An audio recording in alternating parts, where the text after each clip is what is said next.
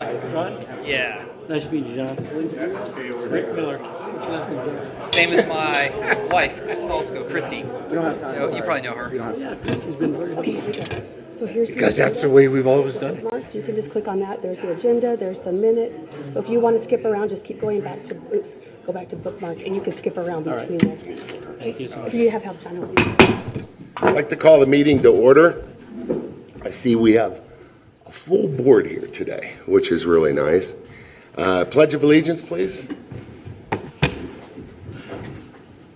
I pledge allegiance to the flag of the United States of America and to the republic for which it stands, one nation, under God, indivisible, with liberty and justice for all.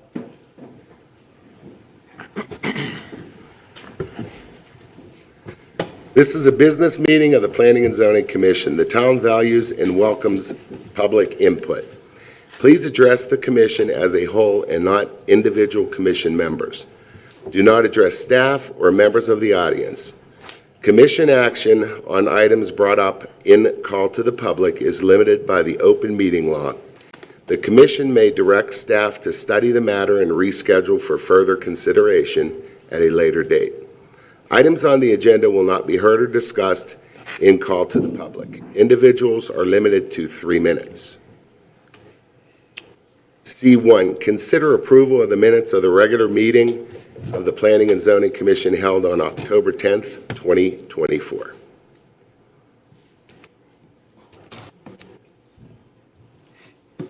Have a motion? I move that we accept the minutes as presented.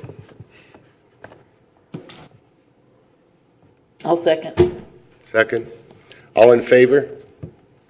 Aye. Aye. Ayes have it. D, new business. Public comment will be taken at the beginning of each agenda item. After the subject has been announced by the chairman and explained by staff, any citizen who wishes to speak one time for 5 minutes on each agenda item before or after commission discussion. Questions from the commission members, however, may be directed to staff or a member of the public through the chairman at any time.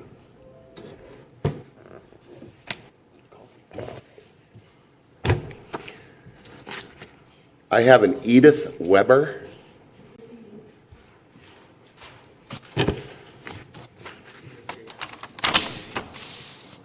Good evening. Can you state your name? Yes, it's Edith Weber. Anything else you need to know? Address, please. 6494 Pine Cone Lane in Pinetop. Okay, thank you. Okay, thank you. Mr. Chairman and members, your department is one of the most important to the residents of this area. Managing planning and zoning is critical, not only to the residents, but to the city as well, since revenues is what keeps cities viable. Good planning is creating buffer zones between critical commercial endeavors and residential structures and needs. The trick is to balance both in a fair and equitable way, so that managing growth is the fulcrum that keeps it all balanced, including, of course, the need for infrastructure. Growth is not a dirty word in my dictionary, but unbridled growth without managing it is. Unmanaged growth fails the community as well as interests of commerce. It creates divisiveness, and slow and rational growth is the only way out. It's the ticket. Do not place blinders on bad management that fails the residents. Declining commerce and lack of business, for whatever reason, does not mean we have to increase density. We do need to increase smart planning, which leads to smart zoning. And that leads to less animosity all the way around. Thank you very much for taking the time to listen to me. Thank you, Mrs. Weber. Thank you. Next is Mr. Ingalls. Thank you. Robert Ingalls. I actually changed it not to address you, but I do feel it's important. I live on Penrod Lane, 2117 in Pinetop. The reason that I did think it was important to address you is some of us have left the previously great state of California many decades ago. And to see what's going on there and to attend local meetings and realize that our fire risk is at a 4.7 out of a rating of 1 to 5, we have some of those very same concerns. And again, planning, yes, we're going to change, we're going to grow, but our government has a responsibility as we grow, I feel, to come up with a evacuation plan, some more awareness to the citizens of this community, how we would be responsible and what we should do if we were to face any sort of similar situation as what's gone on in other places in our country. Our homeowner insurance, fortunately, will be renewed, but it's substantially higher again this year, and there'll come a time maybe where that won't be a possibility for our citizens as the density increases and the wildland interface problems get worse. So just an encouraging, as a planning commission, look ahead, the decisions you make up there regarding what is going to come into our community in the future, and think of the health, safety, and welfare of the citizens of our community. Thank you. Thank you, Mr. Engel.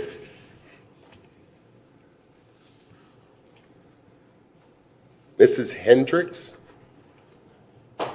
Or Mr. I'm sorry, Derek. Good evening, Chairman, Commissioners. Address? Name and address? My name is Derek Hendricks. I'm with White Mountain Family Fun Park here in Lakeside. Thank you. Regarding, I think it's D1, we haven't talked about it yet, but I think he has it up on the screen. We have two concerns that we'd like to bring to you guys. The first concern that we have... Chairman, point of order. This is an agendized item, so the appropriate time would be after. After this. Afterwards? Yeah, so if you have something else to speak on that's Nope, not on the agenda. D1. That's Okay. it. Okay. He's D1, we got another D1. Okay, we're going to move on here.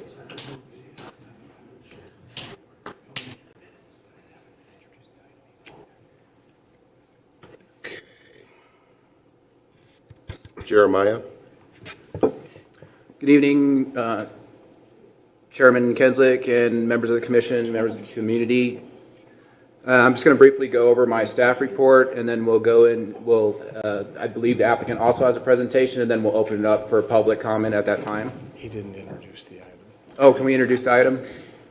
Yes. Discussion and legal action regarding a site plan review, SPR 24-268 for the Rustic Pines development. Thank you. So tonight we have before you for discussion, as indicated, Rustic Pines. It is a site plan review. The parcel is not being divided. There's a single owner interest, and Allison needs to recuse herself. right.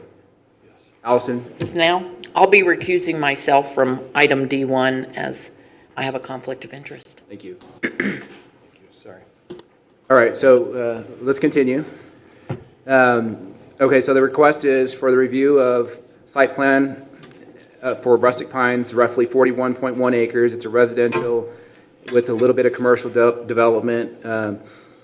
61 of those units are for sale. 163 units are for rent, and there's just over 2.5 acres, 2.58 acres for commercial development. The subject parcels: APN 212-01036 Edward, 36 North, and 36 QWERTY.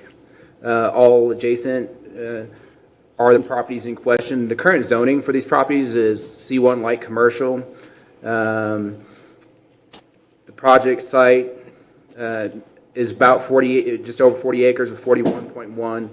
The development standards for C1 light commercial would default in this case to R3 residential. Maximum coverage is the same as if it was commercial, which is at 50%. And they're showing at about 16% coverage. All the models will be under the maximum height of 35 feet, and the setbacks are adhered to. I did submit this in early December to Timber Mesa. I haven't heard any comments back from them as far as what they want to see, but I kind of have an inclination of what they would what they're looking at is for ingress, for access and fire flow, and to make sure that there's adequate fire hydrants. It appears that there is. I can't answer specifically for Timber Mason. We'll get comments later from them most likely, but those are the items that they'd be considering. I did review the drainage report that they submitted from Ardura, and it's in a FEMA Zone X, which is a minimal flood hazard area. And they have submitted a complete package with a grading and drainage.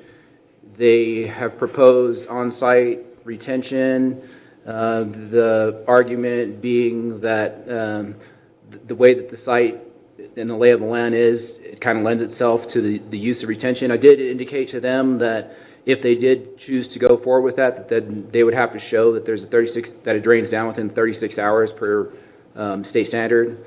And per the adopted town code, we made that amendment, I think, a year or two ago to align with state standards.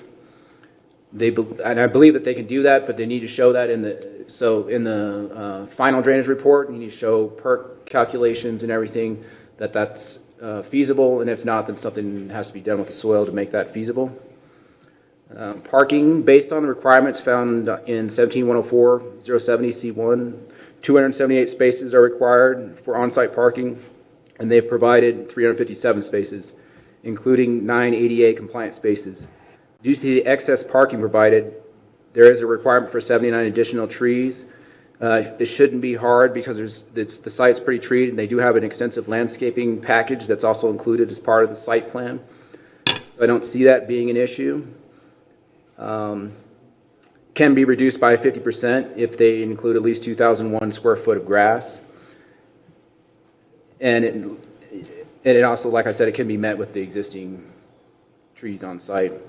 And one of the other requirements of 17.96 requires a tree survey, and they will be submitting that at the time of the building permit package, which would look a little different than, so we know that the site was already thinned through DFFM, but once you start adding structures, it looks a little different, and the requirements of 17.96 are like offsets from those structures in the 3 different zones that apply to it. I don't think it'll be an issue. They're aware of it. They've noted that is something that would take place at the building application process. So for traffic access, I know this has been a concern of members of the community. I've heard it from multiple areas, different avenues.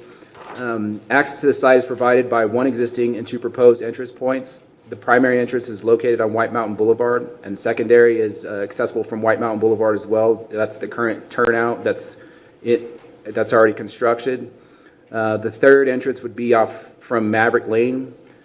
Traffic impact analysis has not been provided. They did provide a statement, and that's included. We sent that out to the commission and the council, and we included it to everybody on the mailing list. If you're on the mailing list, you also got that today. Basically, it indicates that the number of units and right in, right out would be the only on the existing ingress egress there. That would be the only option feasible, and then and also they would have to provide a traffic impact assessment, which is a little more. The analysis is deeper than the statement, and that would be forthcoming as well.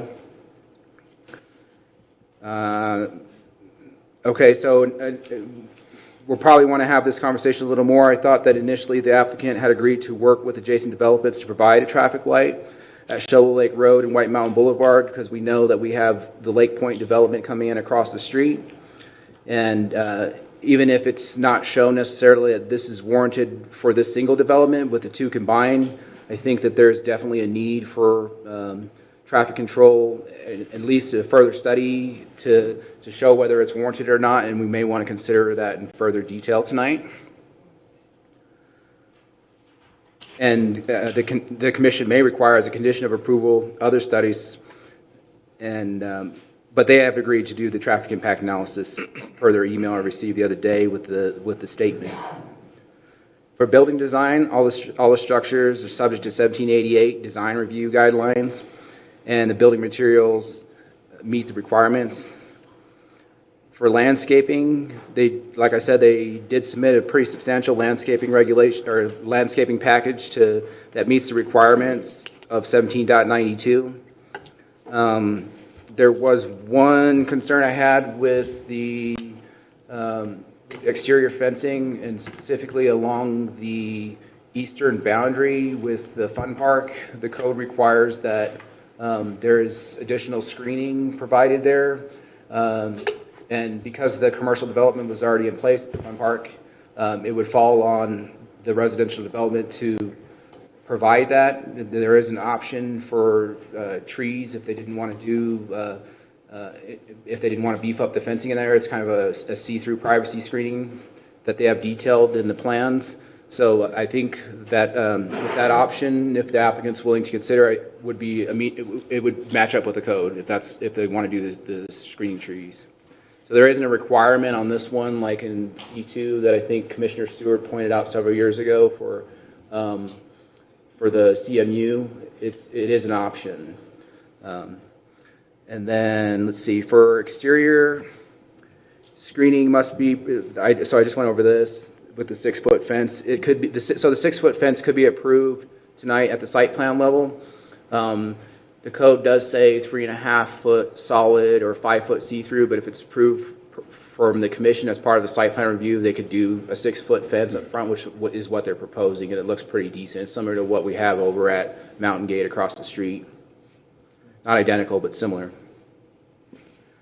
They have a lighting the lighting plan of photometric study that shows where the lighting would be, and it appears to meet all the requirements of 17.104, the outdoor light control ordinance.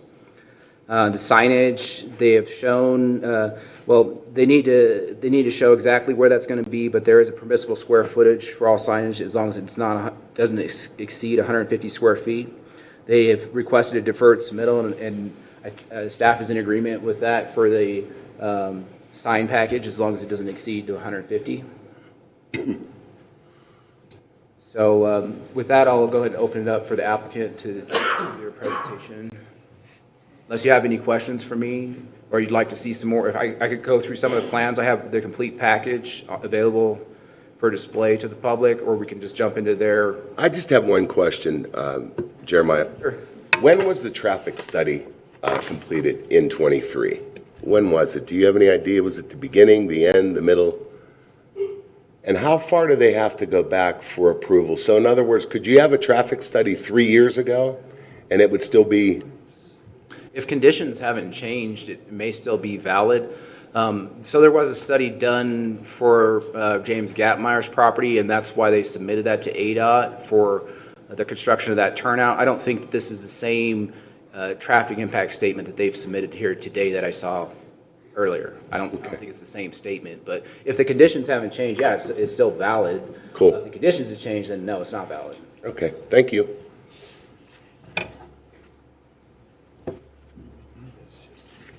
Yeah. Now I would, go ahead. Go ahead. Mm-hmm.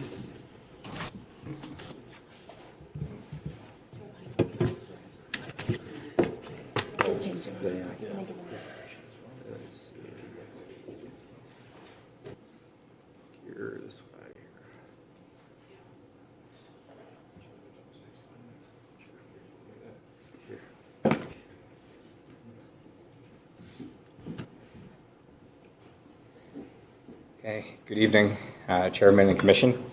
My name is Greg Rowan, and I'm a principal at Norris Design. Our address is 6 East Aspen Avenue in Flagstaff, Arizona, zip code 86001. I'm speaking tonight on behalf of AOK Builders to request site plan approval for the future Rustic Pines community located at White Mountain Boulevard and Cholo Lake Road.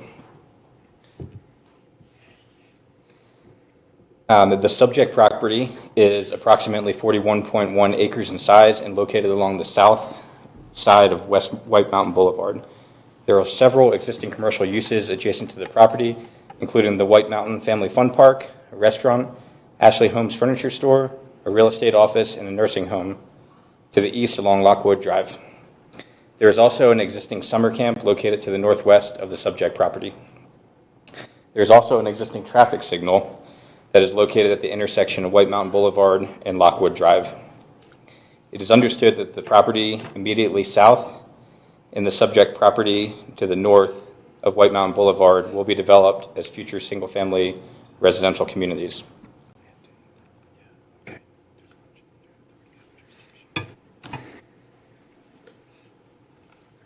Do you want the keyboard instead?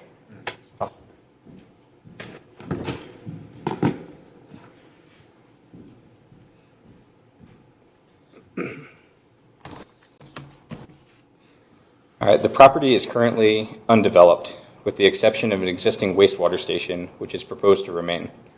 There's also an existing driveway along White Mountain Boulevard, south of the wastewater station.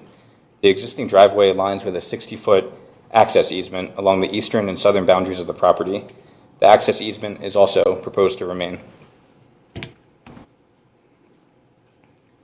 Rustic Pines will include a mixture of for sale and for rent single-family homes. A total of 224 units are proposed throughout the community. A 2.63 acre commercial parcel will also be located at the main entrance to the community along White Mountain Boulevard. It is envisioned that this may be the future location of a restaurant or some sort of use. The alignment of Show Low Lake Road, the location of the existing driveway, and the existing 60-foot wide access easement influenced our design for the future access points to Rustic Pines community.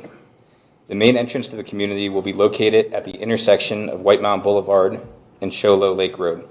A secondary entrance will also be located along White Mountain Boulevard in alignment with the existing driveway and the existing access easement, primarily intended to serve the commercial use.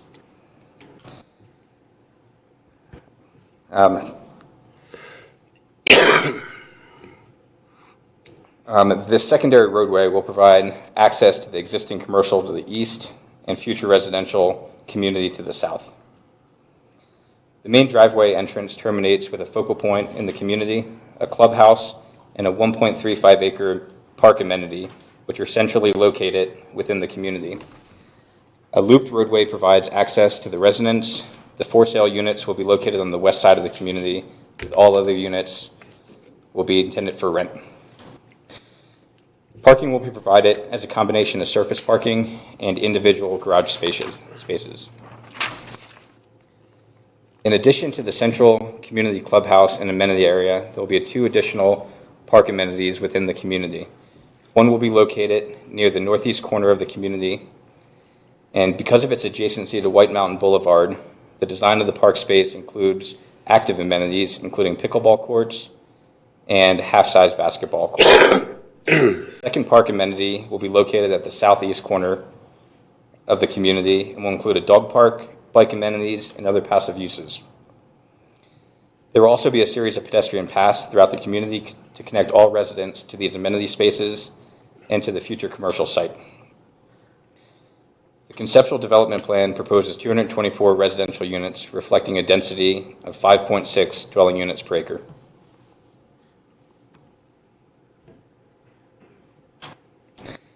Here we look at the landscape plan. The landscape design for Rustic Pines includes a mixture of deciduous, evergreen tree species, shrubs, ornamental grasses, perennials, and ground covers.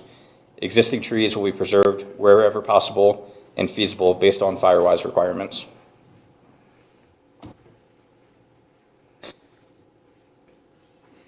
Rustic Pines will be a gated community. The conceptual development plan proposes 2 gated locations for ingress and egress to the community. The entry vehicular gate will consist of a swing gates with a solid panel at the bottom to screen headlights and a welded wire mesh infill. The vehicular gate will also include featured branding for the Rustic Pines community. There will be a combination of view fencing and screen walls around the perimeter of the community. And the materiality of these screen walls is intended to match the building materials of the architectural as well.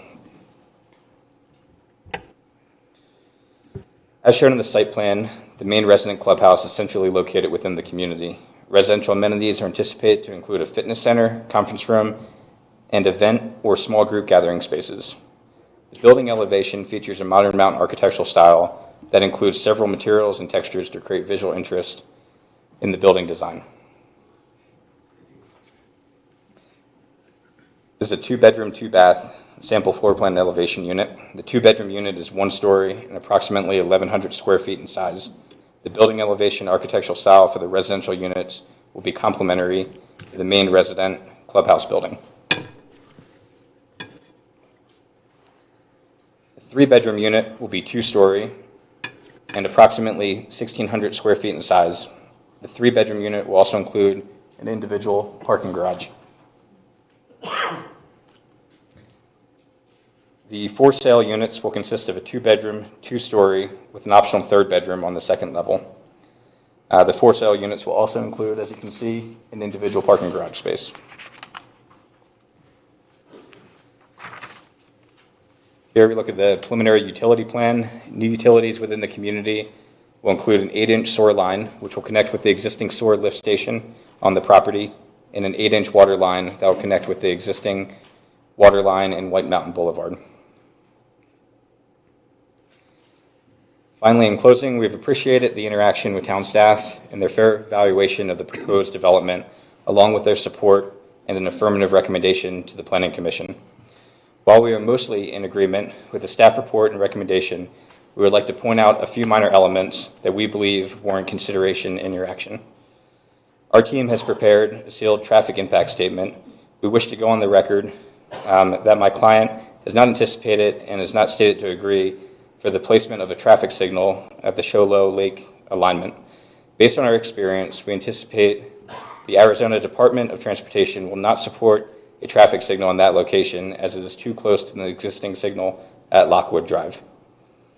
The current TIS indicates that traffic volumes and the proximity to the existing signal to the east do not suggest a signal would be warranted for our development at the main entry. However, with that, we do intend to do a full TIA, and ADOT will require a full signal analysis.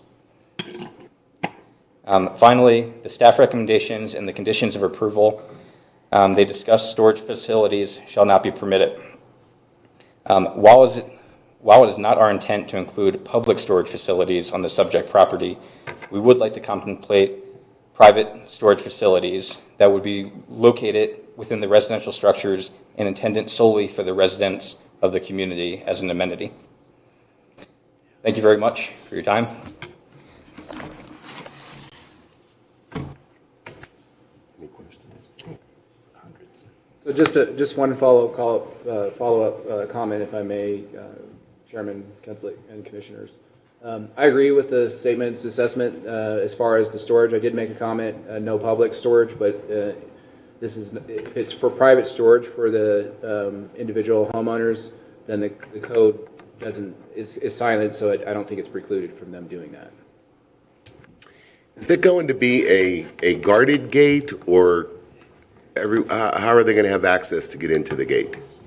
So all residents would have key fobs. What about the rentals? They would also have a key fob as well. Okay. And there would likely be a call box and then a knock box for emergency services. Okay, and how far is that going to be set back off of 260? I don't have the exact number off the top of my head. I believe, though, that it is roughly about 175 to 200 feet off of White Mountain Boulevard. Oh, thank you. I have a question.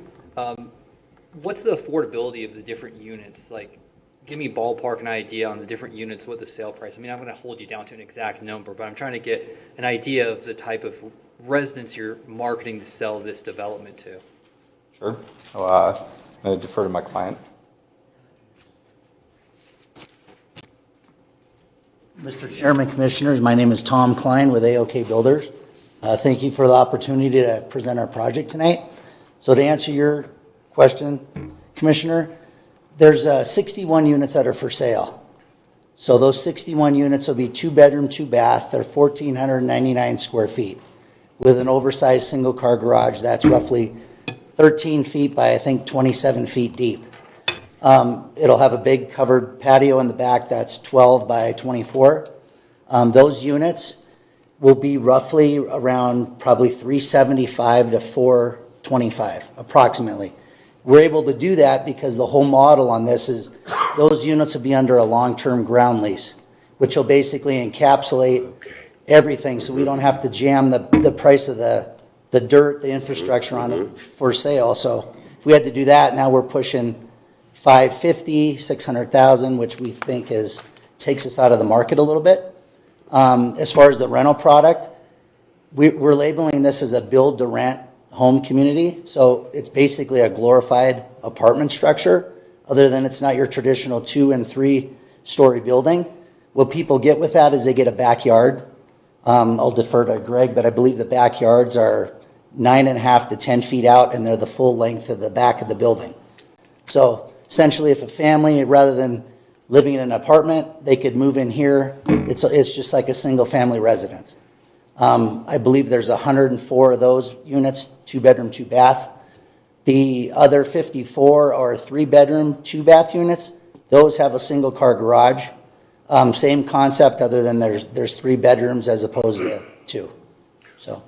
Well, he was asking, what do you think the price would be for those? On the rental, yeah. Okay, so you just asked the first. Yeah, I'm just, yeah, you. So, on the rentals. so we're hoping approximately, we're anticipating the 2-bedroom, 2-bath to be between $2,000 to $2,200 a month. On the 3-bedroom, 2-bath, we're roughly about $2,300 to $2,500. So they would be leasing the land from you then? No, not in the build to rent. That's strictly, Okay. it's strictly, look at it as an apartment building. So the units that are for rent are owned by the developer, would be owned by us. We would have our property management firm. It'll be annual leases. So people, it's strictly a rental community. On the for sale product, those are for sale. So you'd be just like a homeowner, other than you don't own the real estate under your single family home. But are they paying leases on that real estate? So they'll pay a every ground month lease or on that, year? which will encapsulate the ground lease as well as their homeowners' dues. It's basically it's a lock and leave deal. Your exterior maintenance, snow removal, everything is encapsulated into one fee. And that monthly fee will be roughly about $900 a month. Okay. Mr. Chairman, Yes. under the real estate law, then that is what negates you having to do a subdivision plat for those units, is that correct? As far as what? Under the real estate law, you don't have to have a subdivision plat for those units that are going to, well, plat, I'm talking about a plat actually, so you're not going to be doing a subdivision plat for this property at all, No. for the individual units, correct? Correct. I'm going to defer to my land planner on that question because he probably can speak better to that. Okay. That would be the intent, though. We would not be doing an individual plat. So is it difficult to get financing if you don't own the underlying land and you're selling the unit itself? As long as it's a 30-year ground lease or longer, all day long. Okay. Yeah, they're doing it down in the valley. Yeah, and they Yes. do it all over. It's not They are. uncommon by any means. They are. Thank you. It just, what it does is it keeps everything beautified because we have control of the whole ground. You don't have one guy that's, not mowing his yard and the next guy is. You're not going to do a final plat, just a map of dedication, is that your comment? That would be correct. So we would not be doing a final plat subdividing. Okay, but you will do a map of dedication for all the ingress, egress. That's correct. All right. You ready for more questions? Yeah, go I ahead. didn't understand. Mr. Pence has a few more questions for you. Yeah, to Greg. I didn't understand your comment on the traffic impact analysis, traffic study. You say you have conducted an extensive full-scale traffic study, but we have not seen it? No, we provided a traffic impact statement, which has been provided. At this point, we have not provided a full traffic impact analysis, but moving forward, we intend to. And then with that, we also anticipate that ADOT will require a full signal analysis during that time. Okay, and if that signal analysis warrants a traffic light, you will install? That's correct. Did you plan on sidewalks along 260? Right now, we are providing sidewalks that access all the way to the commercial, and we're providing a full loop sidewalk around the entire property, but it's inside of the perimeter fence. We're not currently providing sidewalks all along 260 due to the traffic volumes and just pedestrian experience out there.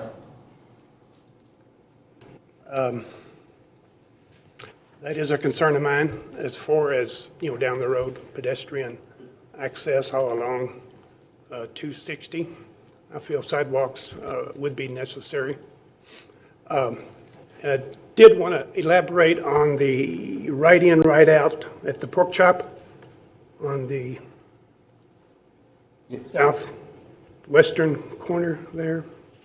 Yep, by the commercial there? Yes. I just want to make it very clear that that is, the pork chop will remain, and that will always be right in and right out. I think you say that, but I just wanted to reiterate that. That's correct. Okay. We did not have street sections in the plan. I didn't see them. Do you have those with you? Some of them were 24, some of them are 32. It's just a very odd section. Usually I'm thinking 40-foot sections with a 24-foot improvement. Commissioners, I'm Steve Lewis with Ardura Engineering. We're the civil engineer for the project, and I'm at 124 North Eldon, Flagstaff. We did not provide the cross sections. This, since it's not really a public street, it's inside of a Development. resort facility. Yeah. We would, intend to provide a typical street, which is 20 feet, 2 10-foot lanes either direction.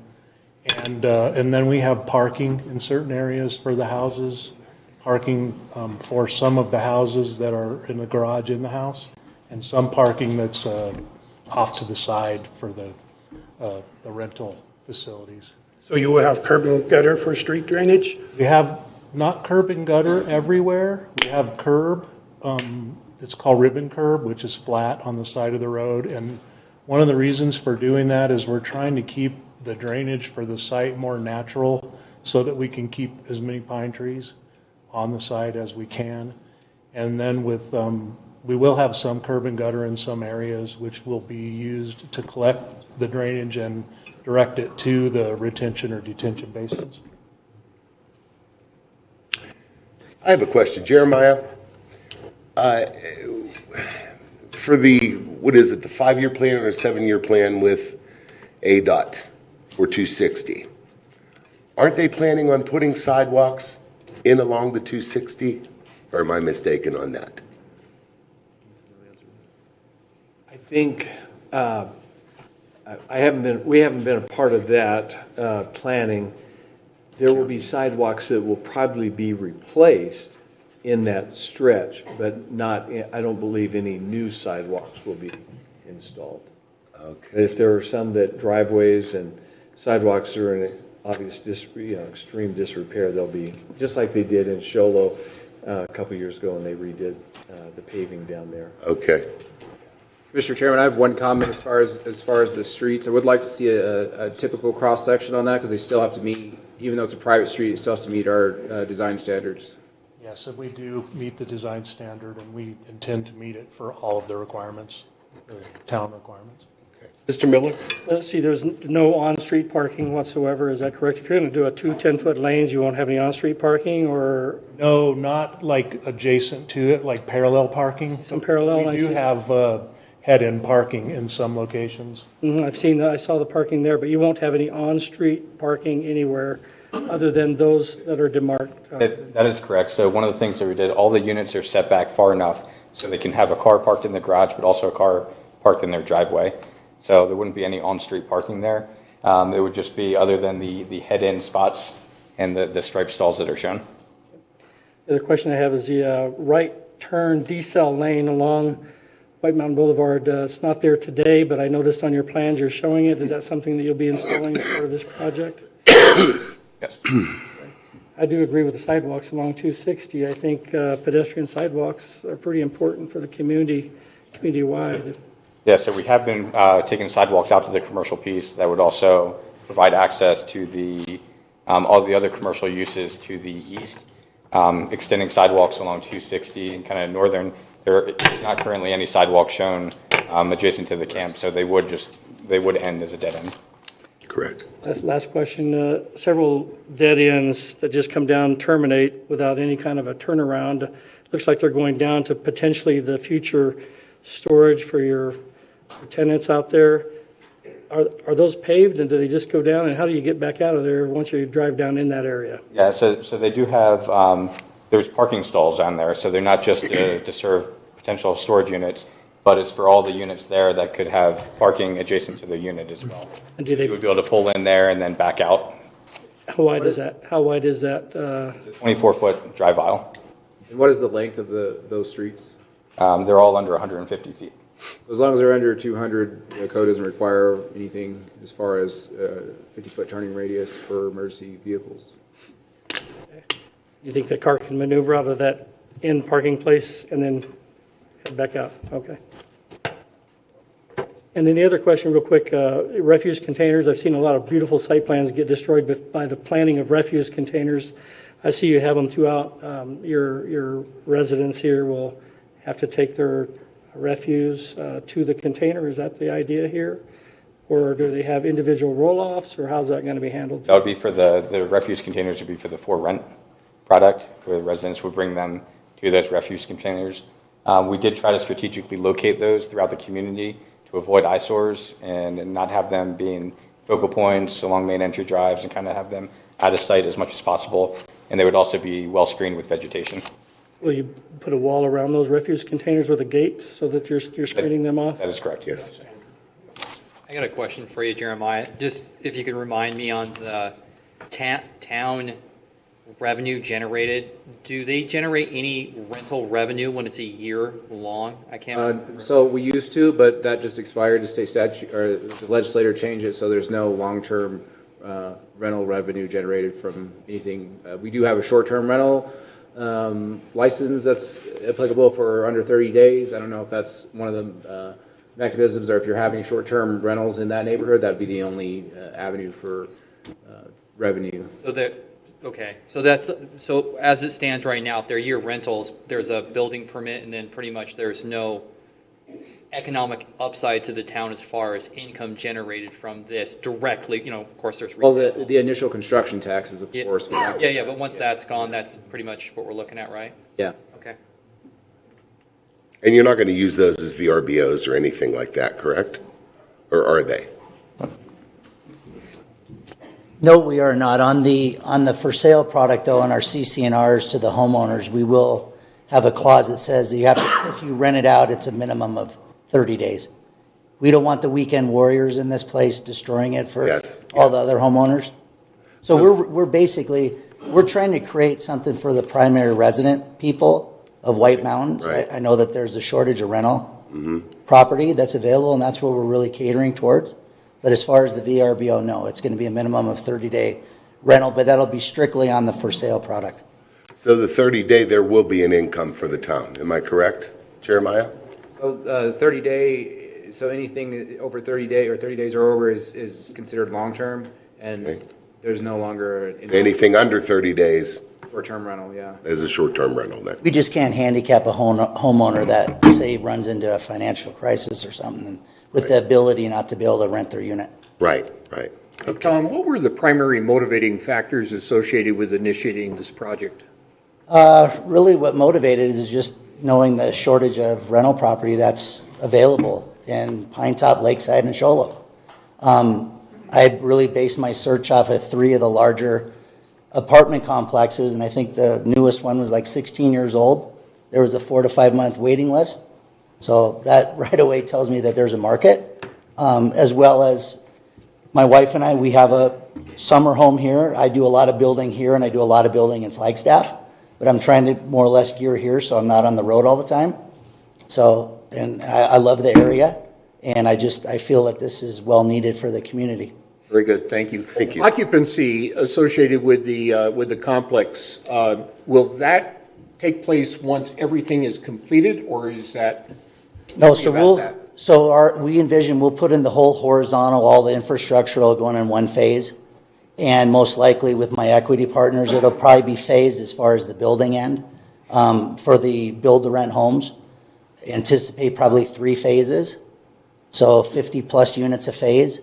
The for sale product will be basically geared on market demand, so we'll build 2 models and then we'll just take orders based off when we sell a single-family cabin, we'll go to construction on it. Do you have an executive summary of project plan that detail the phases that you mentioned, the occupancy that will take place, and an appreciation for the elapsed time for the entire project? No, haven't really done that. But I anticipate that we're probably a 4 to 5 year build out is what I anticipate. 4 to 5 years. But I haven't, as far as the vertical build, the horizontal build will go in immediately. So as quickly as we can finish working drawings, submit all of our plans to Town of Pinetop-Lakeside, then we'll get rolling on that. Any other questions? Finding subcontractors to build everything. Yeah, what do you see as the factors that could elongate that 4 to 5 years as far as the build-out? I guess just a complete market crash. I mean, I can't predict that, but I mean, I've seen that happen in 07, 08. So, I mean, that really could dictate it. But And if there is a market crash, then you're prepared to assume all the... we can't predict the future. That's but a hard question, yeah. Yeah, that's a loaded question. Yeah, exactly. Anything else Any other thing? on the board? The only other question I might from a zoning standpoint, we're talking about these site-built rental and owner-occupied units. If for some reason there is a market issue, are they allowed to do anything else with the could they bring in something that may be less desirable to the community and the residents? They would have to come back for a site plan. Okay. And get An amendment to the approval, site plan? because if this is approved, or if it's approved with conditions, then this is what would dictate what they could do until they came back with another modified site plan that was approved by commission. Okay, thank you. Mr. Stearns? Yeah, with respect to the traffic impact statement, the reference in there to peak traffic hours, but those are not defined. What were the peak traffic hours? Sorry, but I can't answer that. The actual engineer that performed the calculations isn't here tonight, but I can refer that. I'd like to see that. I'd like to understand what the duration was that was identified there. I also, if I could mention, we completed a traffic impact statement because we knew from discussions with Jeremiah that a full traffic impact analysis would be required as a part of the preparation of the construction plans. So we just chose to do the traffic impact analysis and have the cost of that after the site plan approval. So that's the basis of it. Also, in the conclusion, you reference ADOT guidelines. The analysis indicates both right turn and left turn lanes are warranted. However, you don't include the ADOT guidelines. I'd like to see that as an addendum. Okay. And in addition to that, with our site plan package, we prepared an exhibit that showed the layout of the off-site turn lanes. Okay. That we would propose as a minimal improvement, if a signal was not required as a part of the traffic impact analysis. And ADOT makes that final determination. ADOT makes it, yes. Along with the input from the town. Okay, very good. Thank you. Okay. Derek Hendricks? Hello again, Chairman, Commissioners. Once again, my name is Derek Hendricks, and I'm with the White Mountain Family Fun Park, the business that butts up to the proposed development. We have two concerns that we'd like to bring. The first concern is the noise that we generate at the park. I know this has been discussed before with the development that's going across the road. The go-karts are very loud. We have very loud announcements that are going. I don't think that the people that are going to be purchasing these homes or living there are going to want to hear that all day. Messages going throughout the day, go-kart noises throughout the day. So the noise that we generate would be a concern. The second concern that we have is the traffic. Traffic during the summer is very, very bad. We can't even take a left out of the fun park. We have to take a right, turn at Lockwood, and go back out to the light to take a left. In our opinion, there needs to be a traffic light put at Shoal Lake Road, especially with the new development that's going across the road. So those are our two concerns, is the noise that we generate for homes being built there, and then the traffic in the summertime. So that's all I have to say. Okay, thank you. Larry McCormick?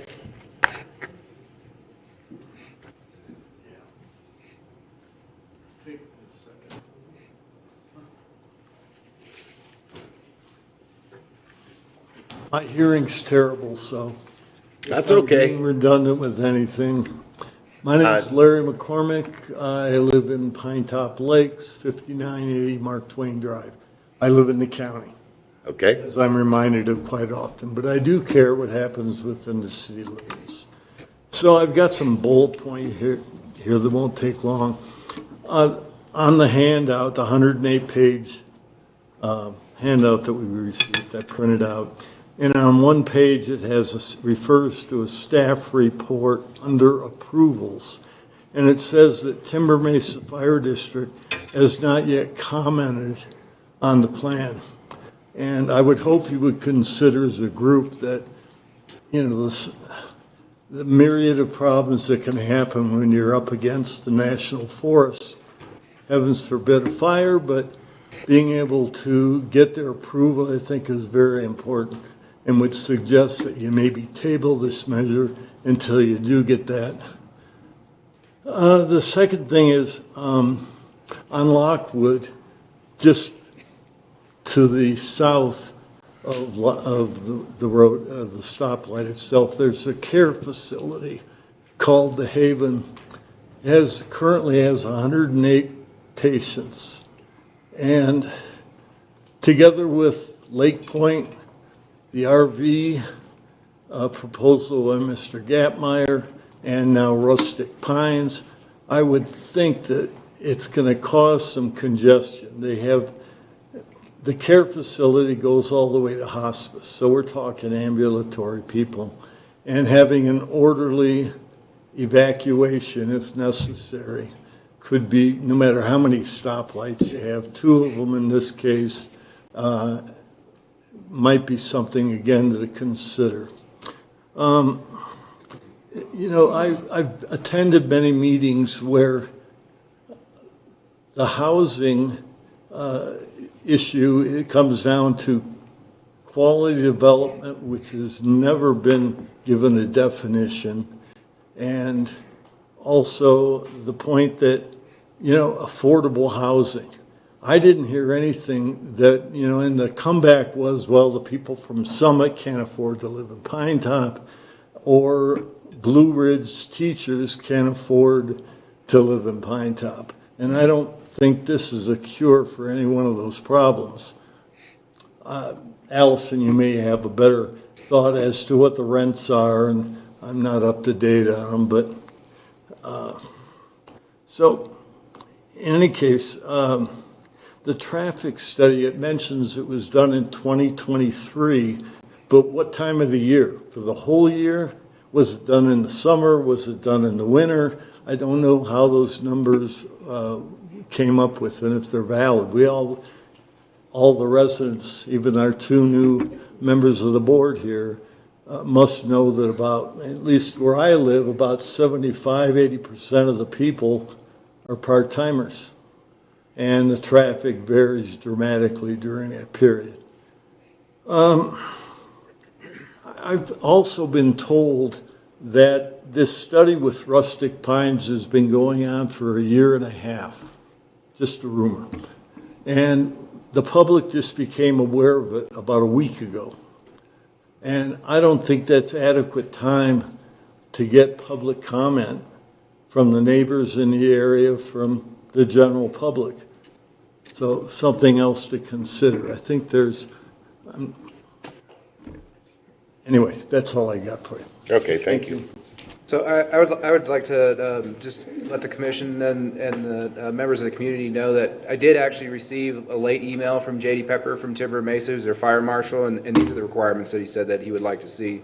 At least 24-foot street width, engineered to support 75,000 pounds. Come closer to the microphone so they could hear you.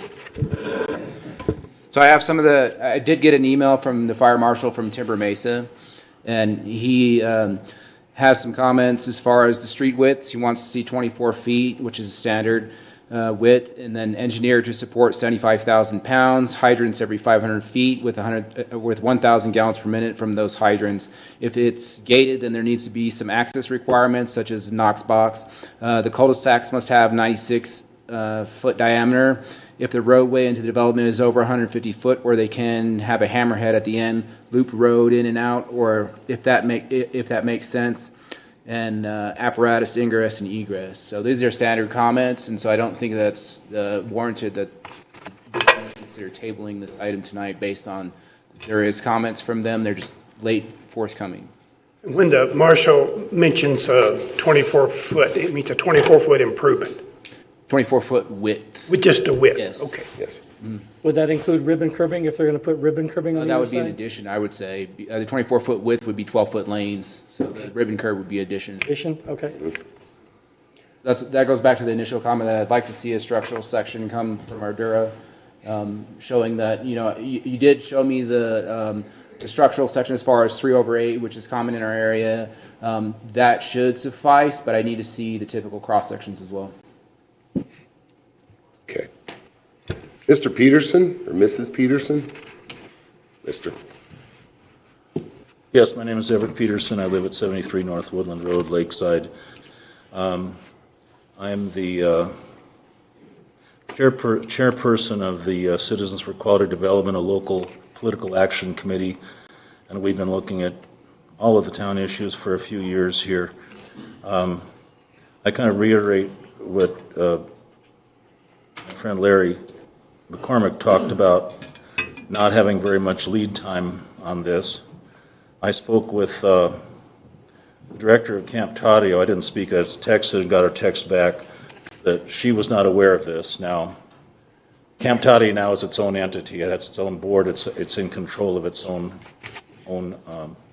business, separate from, they're conjoined still with the LFA, but they have a long-term lease, so they're the entity, and they're not even aware of this until I sent a text last evening, and I became aware of it. So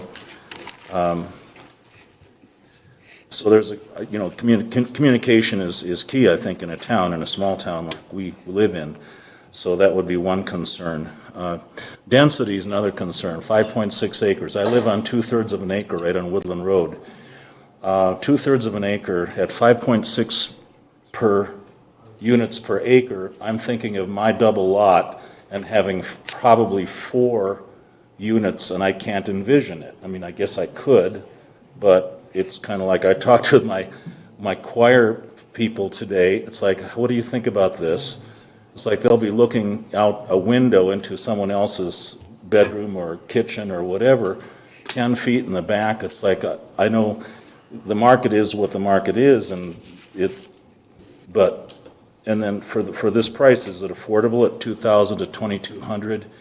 The town has talked about affordable housing, the need for affordable housing.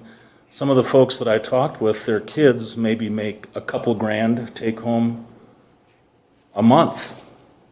I don't know if you know anyone like that. People who are in retail, are they going to be the ones filling these 240, 224 units? Probably not. They probably can't afford them.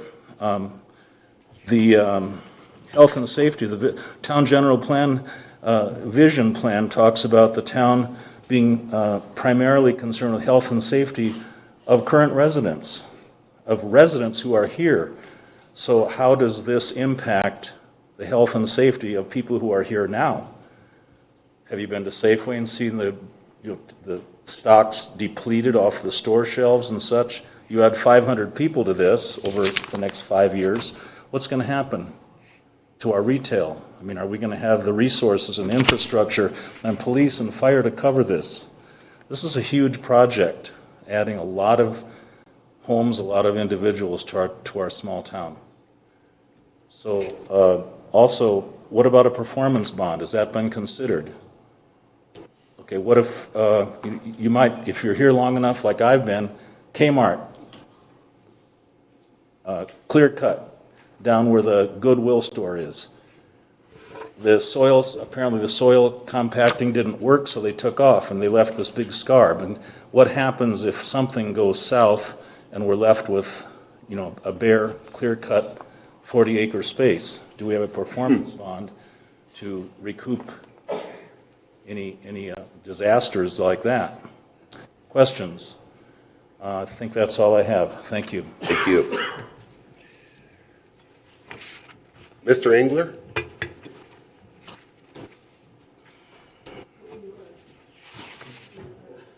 Engler or Ingalls? No. Hi. Engler. Engler, Ralph Engler. I called you already.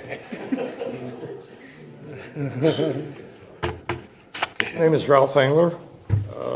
I'm a citizen of the town. I live in Mountain Gate, across the road from this proposed development. And I guess my reason for asking to speak here tonight is 3 projects. Going back a couple of years, first project is Mr. Gapmeyer project, the mobile home park, same general area of our town, across the street from us. And I've been after Mr. Gapmeyer for years about where's the business plan for the mobile home park. Well, I don't seem to get one.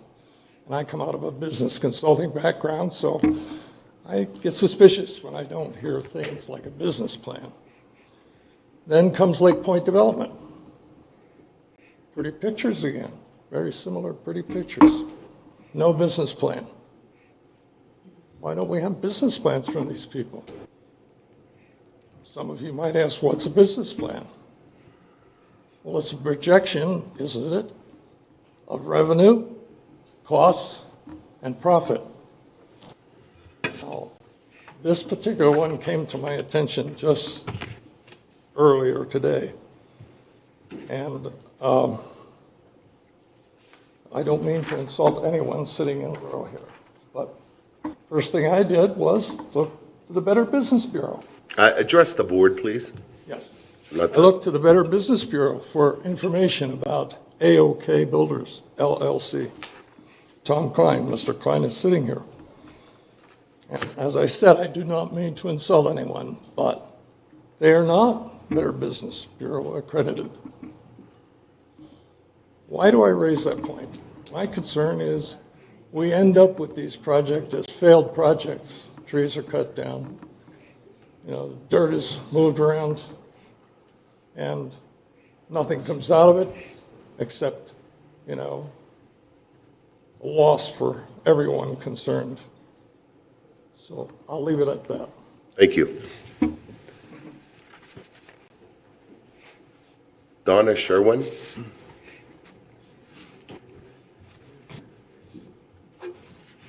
Good evening. Thank you for having me speak this evening, and I do appreciate your time.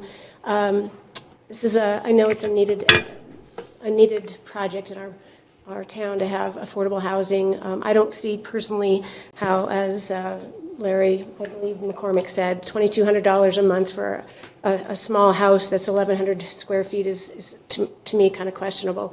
If you live in the town of Vail, Colorado, or Aspen, you go to work in Aspen and you go to work in Vail and you go to a bedroom community and you live there because you can't afford to live in Vail or Aspen. So, maybe Pinetop-Lakeside has built themselves out of affordability, and I'm not saying we can't do it, but this to me seems like such a dense project. We had Karen Rubin, who's here this evening, do a wonderful presentation last night at our community meeting that we hold on the first Wednesdays of the month, and she was saying that insurance companies are canceling policies left and right because of high density.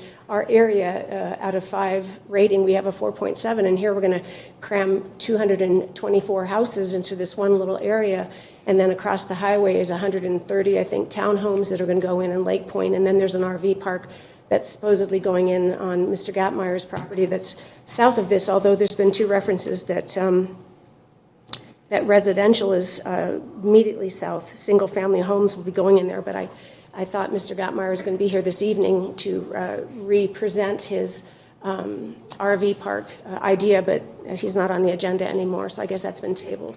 So I guess and another thing is in the will serve letters, within the utilities portion of the packet, there's nothing from Arizona Water.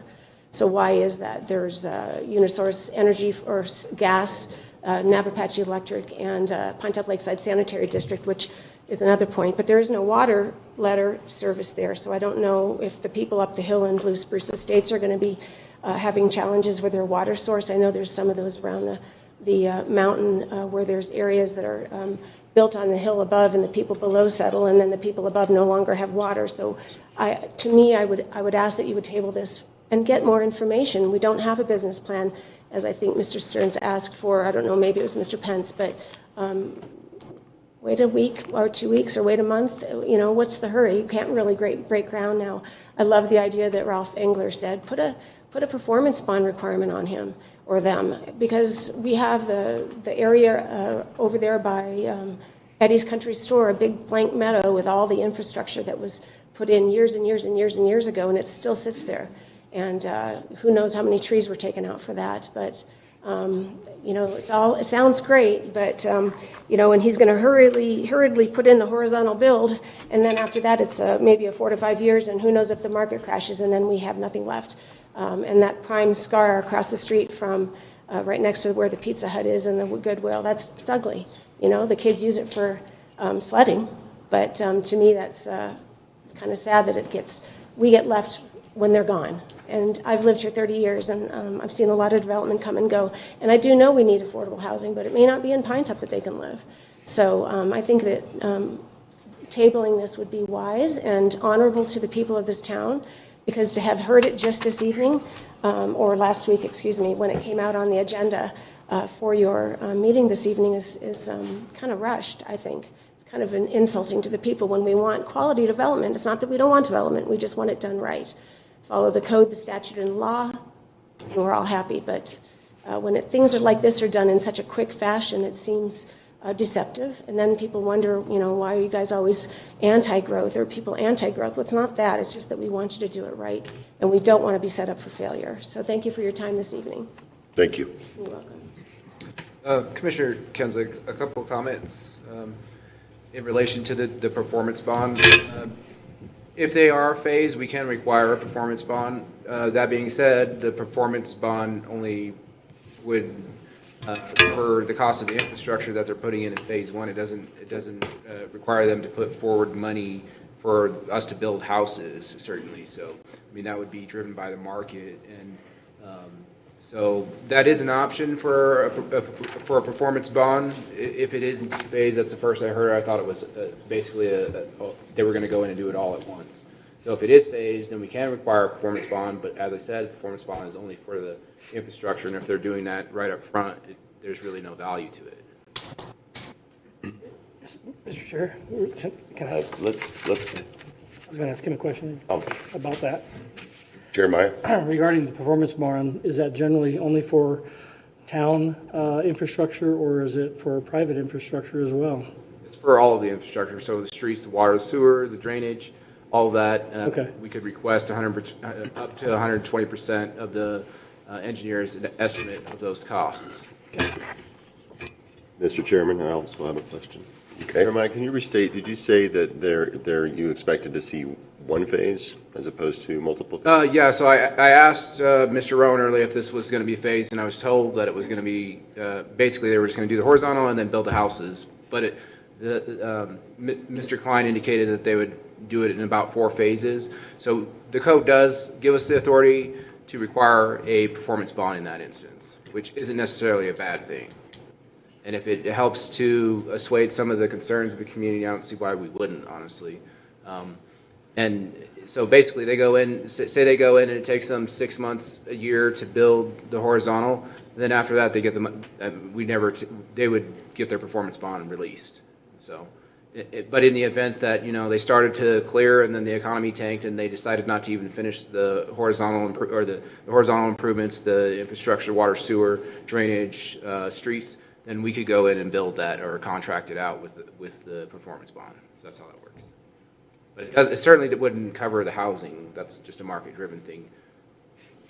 The performance bond wouldn't cover. Okay. Mr. Betts?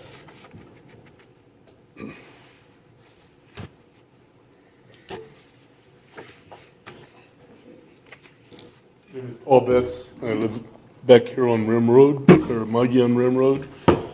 And if I say something that's already been brought up, it's only because I can't hear anything back there. But anyway, some of the issues I have, the main one is the density. You've got some rental units that have no garage. What I'm seeing is even the other units have a 1-car garage. You got 2- and 3-bedroom homes. You got prices that are going to be up where people are going to be probably working 2 jobs, 2 people. They're going to have at least 2 cars, and almost every family is going to have at least 2 cars. I don't see a whole lot of places to park. They're making it so that, people can walk around the complex and everything, but somebody's going to be walking out in the street. It's just way too dense. You got a clubhouse. You're going to be having company coming over. Where are those people going to park? You've got more cars than you got parking for. The other thing is, I don't know if they're on Arizona Water Company like I am, but I've got a pretty good sized service line coming up. I can't even get 40 pounds PSI in our house, and then you're going to turn around and put that many residents there. I mean, it's just going to overwhelm the system. And then the other thing is the traffic. And I think the last meeting I went to not too long ago, they evidently passed a development that's going up right off of Shoulder Lake Road. So that's going in. So you got all those living residents that are going in there right across the street from this one. I mean, there's times, you all live here, you know what it's like in the summertime. There's times it'll be backed up all the way to the intersection at the hospital, and coming the other way, it can be backed up all the way to Wolford. I mean, it's just going to be a cluster. I mean, if it was a development that was smaller, like, let's say, Westgate, Mountain Gate over here, I don't really see hardly any cars waiting for long periods of time coming out of there. But that's going to be like a fiasco. And coming from Flagstaff, or having a place in Flagstaff, we have friends that live in Flagstaff, and in fact, he does a lot of stuff with the city council. I can guarantee you wouldn't be allowed to put that in Coconino County in Flagstaff, especially on a main road, coming out of there and having it that dense. They have water issues there. It'll never happen in Flagstaff in Coconino County, and it shouldn't happen here, not with that being it that dense. The last thing is the people that buy the units. How can you regulate that they can't turn around and make that a VRBO or an Airbnb? We've got some cabins up here, even in my neighborhood, and even in their whatever contract you get when you do it, you're only supposed to have like 2 cars. It'd be nothing to have a party come up for a weekend. It'd be 9 car loads in that small cabin, partying, almost starting fires, because they don't live here, they don't care. So anyway, that's thank you. Thank you. Jeremy, I got a question. I'm just kind of curious, just because I couldn't find it. Who's actually going to build the development? Because I can't find AOK Builders or Tom Klein on the ROC. So can you guys direct me to who's the QP on it? Maybe It'll be AOK Builders is a development company. So essentially, when we do this with an equity partner, there'll be a whole new entity that'll be formed to do the development with. So on my purchase sale agreement with the owner on the land, it's AOK Builders and/or Science. So once we close on the property, then the new entity will be in place. Okay, that answers my question. I was trying to loop back to the Better Business question, so that explains Thank what they you. do. Just a comment in relation to the last public comment. We're not looking at, this isn't a question of density or land use. Those entitlements are already in place. So we're not looking at, is this too dense? I mean, they meet the requirements of the zoning code. The zoning code, this is in the PUD, so they don't need 30% open space. They can cover 50% with structures. They're not doing that. So as far as the requirements and the underlying entitlements, they're already in place. This isn't a question of zoning. So the PUD, they could really put anything they want to. Well, this isn't PUD, but PUD would require 30% open space. I just use that as in comparison. So across the street, they got a PUD where they can cluster, do some tight density, but they still have to have that 30% open space, and some of it has to be meaningful. This does not have an open space requirement. It has a maximum coverage, and they're within that limit. Karen Rubin?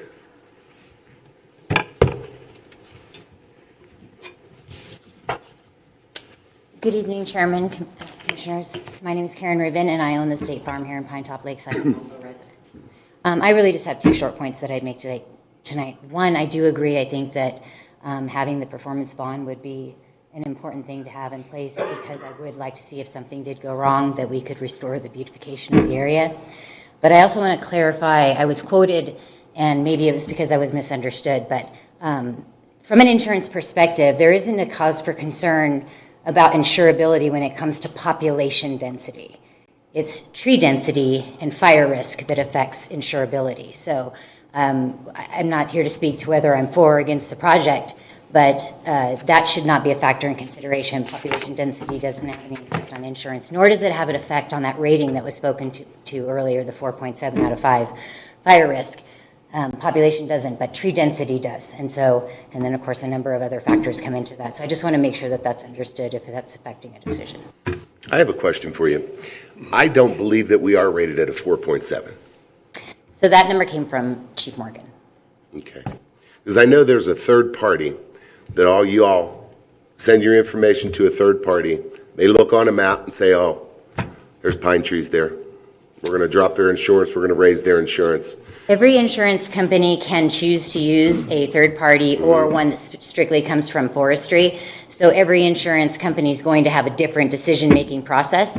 And if I'm being very honest, some of them are going to use the one that's going to work in the decision they want to make, right? So Yes. there's a number of insurance companies out there that are either pulling out of the market altogether because they don't want to insure, and they're able to use wildfire risk as that reason.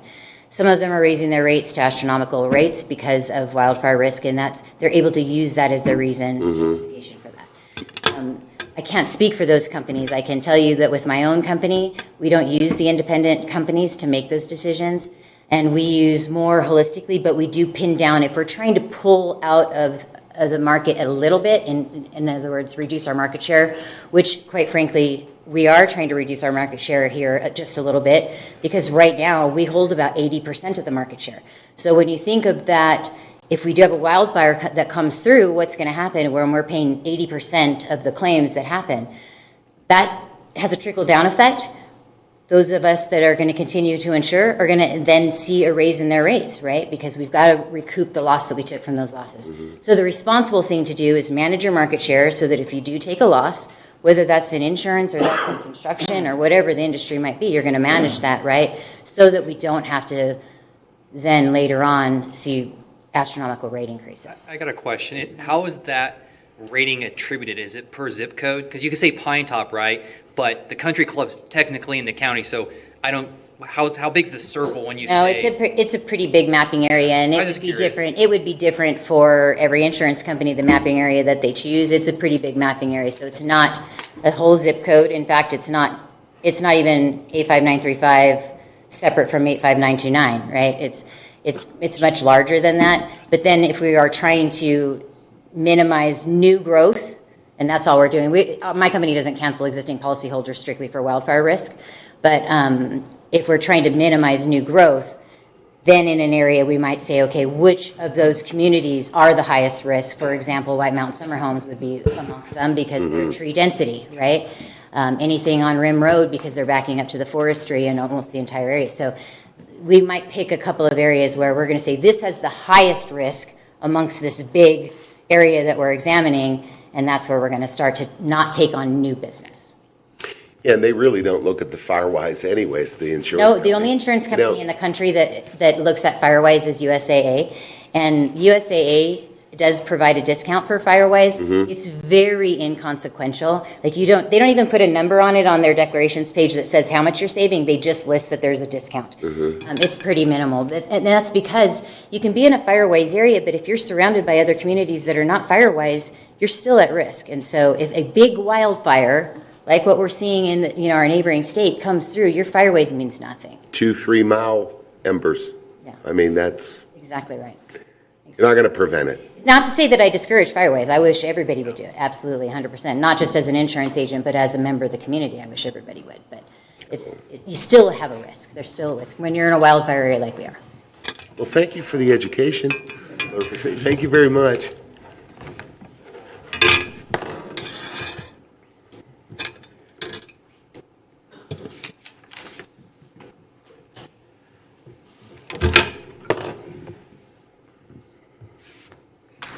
My computer went off, so I'm trying to get it turned back on here. While you're doing that, I got a question for Jeremiah about the notice to the public. And I'm sure we did, but we sent out letters within 300 feet of the project, correct? Everyone's been noticed. This is not a public hearing per se. It's not a requirement to be a public hearing. Although it's operating as a public hearing, it's not necessarily a requirement to have this as a public hearing. It's a site plan review, administrative, basically review of the site plan. So why we didn't post the property, but it was noticed in the paper, and Okay. And we did mail to the taxpayers, the persons that were. So like. Oh, I guess I retract that. We didn't notify by mail, but it is in the paper. Because it's not actually a requirement for us to. Okay, so it wasn't required. That's how. Yeah, this isn't a zoning hearing. Correct. Yeah, I just wanted to make sure that was clear to everybody. Right. That makes sense why some people said they weren't noticed. Correct. Any more questions? You have a question? Yeah, with regard to the will serve on water, Jeremiah, can you shed any light on that at all? Actually, I would defer to the developer's engineer. Hello again, Steve Lewis with Ardura Engineering, Chairman, Commissioners. Arizona Water's process is different than other utilities. You have to submit information and wait 4 to 8 months to get a will serve letter, unlike all the other utilities you call and you get a letter within about a day or two. So we submitted to Arizona Water information, proposed demands, and our concept, and they're still evaluating it to give us their initial comments and will serve letter. But we are in their service area, so in a sense they're obligated to serve us as long as we meet their requirements and as long as we agree to improvements that make the system robust enough to serve us. And I guess for public comments on that matter, if there are issues with pressure or water service from Arizona Water, they're a utility and they need to be responsible for that for their entire water system.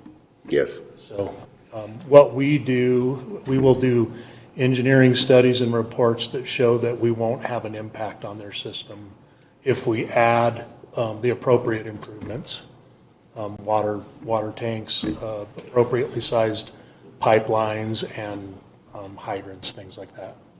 I have a follow-on question. I know you don't speak for the water company, but do you have any sense as to their lift station and capacity?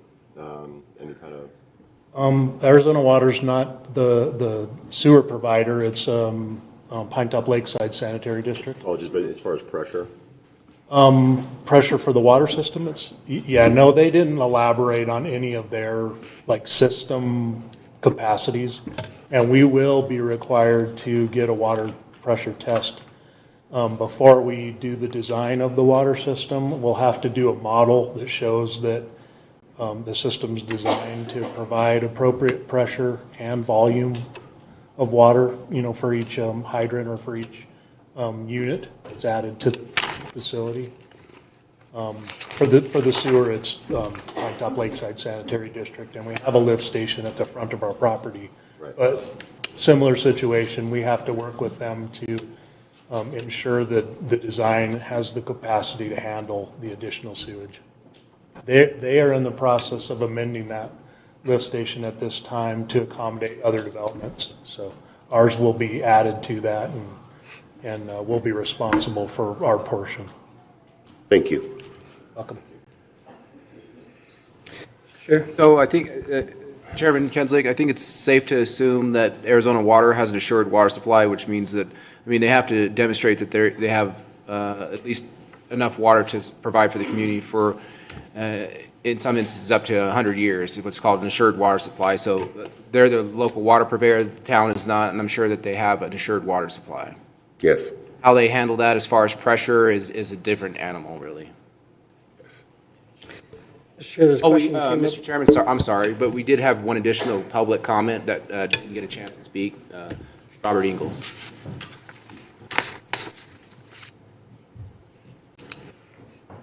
Mr. Engel? Thank you, Chairman. Robert Ingalls, Penrod Lane, Pinetop, Arizona. I have been really enlightened by this meeting. I have seen so much interaction, questions, responses, and part of that is I think that the detail with which the applicant has provided materials for review tonight. The discussion I had briefly, I think it was last Tuesday, is when I became aware there was even a development called Rustic Pines. And kind of surprised, being a resident here since 1978, being familiar with Forest Service land exchanges, this property does have a lot of history. And to be at where we're at now, some of the issues that I look to the commission to review our general plan and that front page, and it mentions trying to maintain a small mountain community character. And in that all this work that I've seen, the engineering, the landscaping plan, all that represents, in my opinion, quality work. But how appropriate is that for our White Mountain community with some of the issues? We're struggling with infrastructure right now.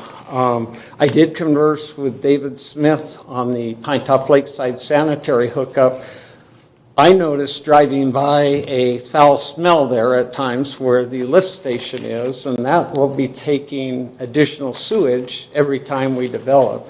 And he was assuring that due to their density level of figuring 2.2 units per acre, or residents per acre, that they pay their way when they come into the sanitary district. It's not going to be cheap because they are way over what the sanitary district normally does. And upgrades need to occur to the lift station, and ultimately, depending on the other projects that end up getting built in our community, RV parks, higher density, other uses, they're in store for that, but they have a system. Presently, that property is not even within the district, so they have to go through a process to be annexed into the Pinetop-Lakeside Sanitary District and then meet the engineering standards that are going to be required to move ahead with a project like this. I feel that's important. As I reviewed the paperwork, I was kind of surprised that the tree survey and protection plan doesn't really need to be submitted until a building permit. To me, a forester, a town forester, would review the site, working with the proposed developer on the site plan, and have made an attempt to identify the legacy quality trees that would be wanting to preserve, and if there's parts of the property that would be most suitable for tree removal, for fire safety, for disease problems and all, those would be identified. And then the project would move ahead with the criteria of a small mountain community being a part of the project and all. I didn't see that in what was prepared. It looks to me like pretty much a graph paper overlay of what's there. And since site plan approval is specifically a planning and zoning commission, basically final approval, it does not go on from here to the council. My feeling is that this was a whole new concept in individual residential homes being rented by corporate. I've learned a lot tonight. And so I guess I would say at this point, I'm going to make a couple of citizen recommendations that I feel would be appropriate. But at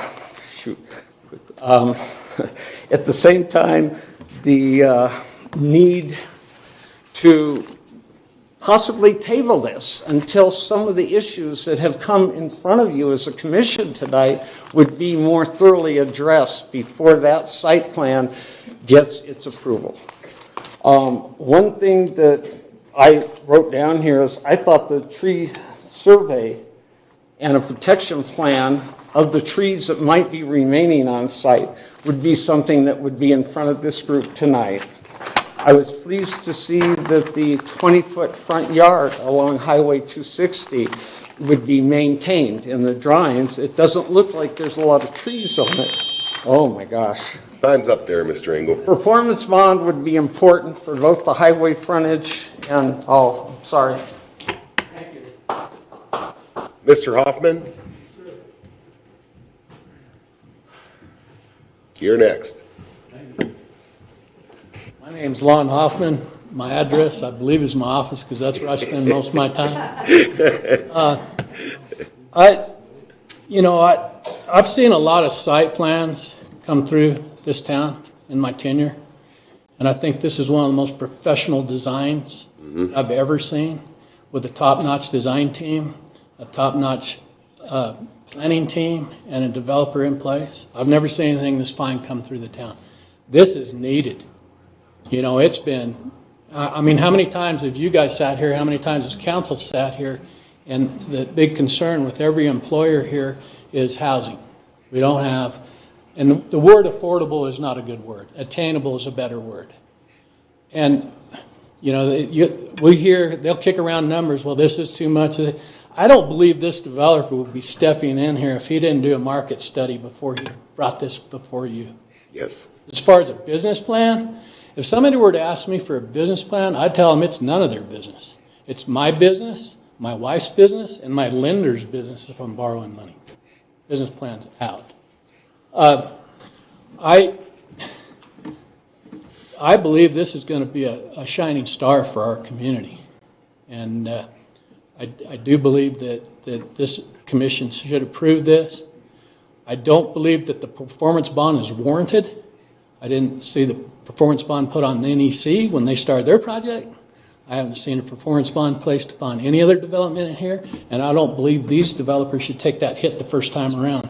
If it happens, I would mark that down and continue moving forward. Then any other developer would come in here and be required to performance bond because the precedent has then been set. Correct? Yes. I just think that's an overreach. And what we don't want to do, because we've done it so often, is run another developer off. And I have the highest faith in this developer that you're going to see a good project. And thank you for your time. Thank you, Mr. Hoffman. I just have one follow-up comment, Chairman Kinslick. After considering how this project is going to be put forth, I think maybe Mr. Rowan's comment might actually be accurate as far as the phasing, because the first phase, if you consider it a phased project, is the horizontal. So if everything comes in at that point, everything else is going to be just market driven, and we wouldn't be able to require a performance bond for it anyway for the housing. So in that sense, I would actually agree with Mr. Hoffman's comment. Except maybe for the offsite now, if it's public right away, they will need a bond for that portion. If the commission chose to require as a stipulation offsite improvements.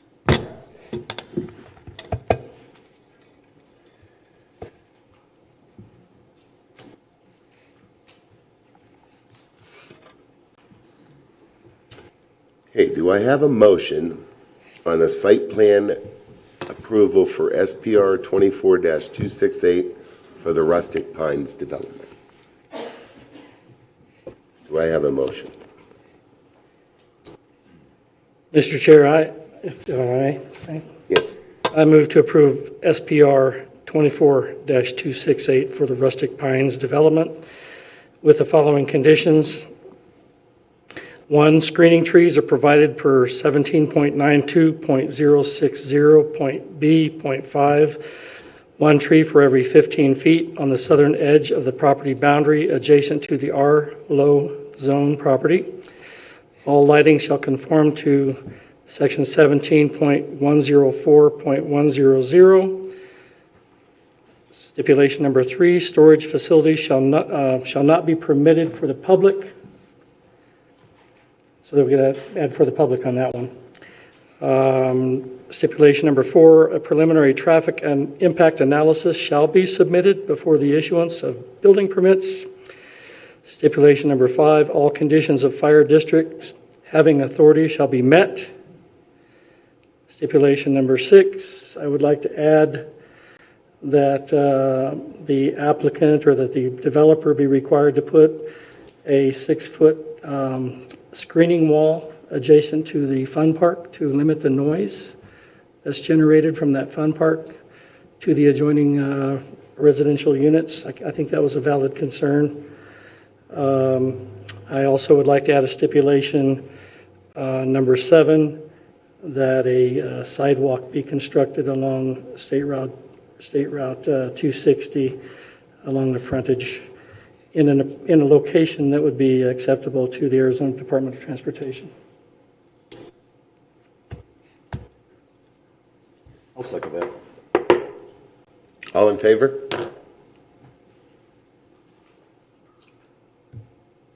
Ayes have it. Approved. You need to say who. Any opposed? Yeah, any opposed? No. No, can I just absolve, or do I need to? Either you're for it or you're against it, Jeff. I'm for it. Aye. Mr. Chair, can I add one more comment just at the very end here? Is it appropriate to just address the audience? Not really. Really? Okay. That's fine.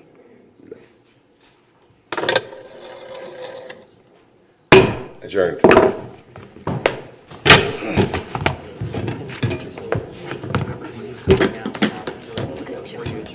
Yeah, well, it needs to be done. Everything, they met all the conditions. They've met all the conditions. Zoning's in place.